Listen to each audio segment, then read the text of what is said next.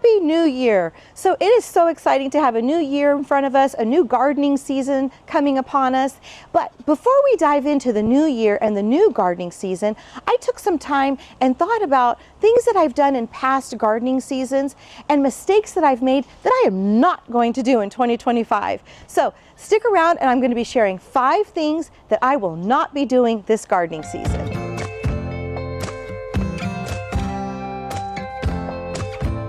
Number 1 on my list of things that I'm not going to be doing in 2025 is forgetting to fertilize. So throughout the years of gardening, I have learned that when I make time to fertilize my plants, especially anything that flowers or blooms, there is a huge difference.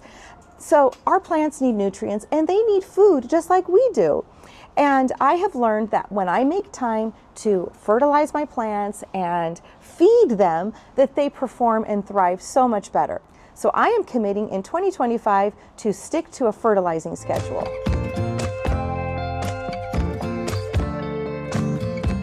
Number 2 on my list is I am not going to mulch in my garden this gardening season. So the beautiful bark that's available at the garden centers, you know, the red bark, the black bark, there's brown bark. It's beautiful when you first lay it down and the garden looks so fresh and clean, but over time it just turns dull and old, and I've gotten to the point where sometimes I even scoop it up to get rid of that mulch. I am committing to enhancing my soil and by placing compost. Adding compost to the garden, I feel like it actually enhances your soil and benefits the garden so much more than just that colored bark. So in 2025, I'm ditching the mulch and adding compost, and I think that my garden is going to thank me for it.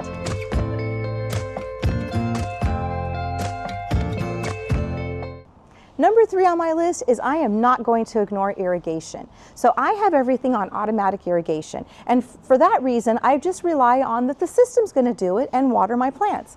Well, there are things that happen. There could be a plant that's not getting quite enough irrigation. Maybe I need to add another drip to it. Or there's sprinklers that aren't working at all, that they've clogged up and need to be replaced. So this year I am going to focus on my irrigation because hydrated plants are happy plants.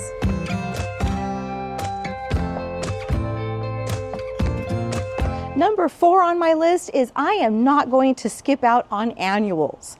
Annuals can bring so much life and color and happiness to a garden.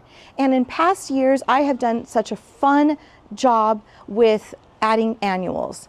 But for some reason last year, I did not add as many annuals. Prior years, I had so much fun with annuals, especially petunias. Take a look. It just brings so much joy and color and happiness to the garden. Last year, I didn't even plant any zinnias, and that's probably one of the most easiest things to plant in our garden zone. So God willing, in 2025, you're going to be seeing a lot more annuals in my garden because I'm going to go all in.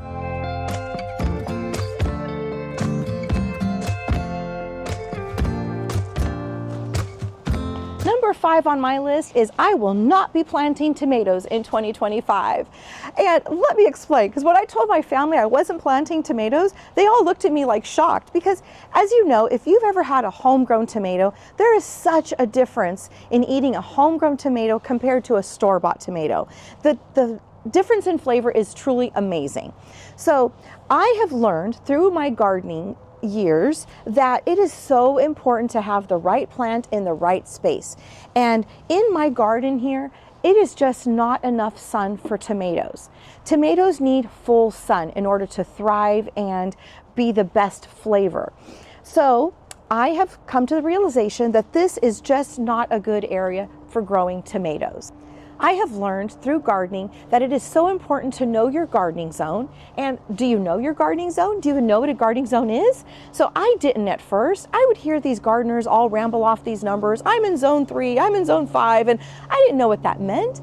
A gardening zone defines your area, your climate, and it's based off of your temperatures, your frost dates, how warm and how cold it gets. And by knowing your gardening zone, then you know what plants will thrive in your area. And I caution you because sometimes there are things that are available at the garden centers that aren't even for our gardening zones. So you could bring this plant home and it not succeed, and then you think you're a bad gardener. Well, in the first place, they shouldn't be even for sale in our area. It's happened to me a couple times. So now, sometimes there are things that are not in our garden zone that you can still push the limit and try to grow in your garden zone, but at least you know that it is going to be sensitive. It's going to need a little bit more care to thrive in your zone. So knowledge is power, and by knowing your gardening zone, then you can choose plants for your garden that will have a better chance of thriving in your area. Here is the website that you can check out to find out what your gardening zone is. So back to me not growing tomatoes. I have decided that I'm not going to try tomatoes in this area again. This tree here and that one there, they're just cascading too much shade in this area for tomatoes to thrive. So let me show you what I'm thinking. So I have this area here in my backyard, and this is full sun. It gets sun throughout the whole day. And I think that tomatoes would just thrive here. So right now I am exploring different options to add some tomato beds here. I've been thinking maybe like some raised beds or the wine barrels or grow bags. I mean, I'm having fun dreaming and starting to think about how I'm going to grow tomatoes here. Let me know, do you have any ideas? What do you suggest for me to place here to grow tomatoes out of? I look forward to hearing from you. Gardening truly is so much fun, and you're learning and growing, not just a garden, but as a gardener yourself.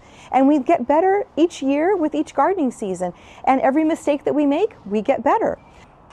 These are some things that I'm going to be changing in 2025 in my garden. What are some things that you're going to be changing? What are some things that you're going to be doing or not doing? I want to thank you for watching, and from my garden to yours, I wish you a happy, healthy, and prosperous 2025. Happy New Year.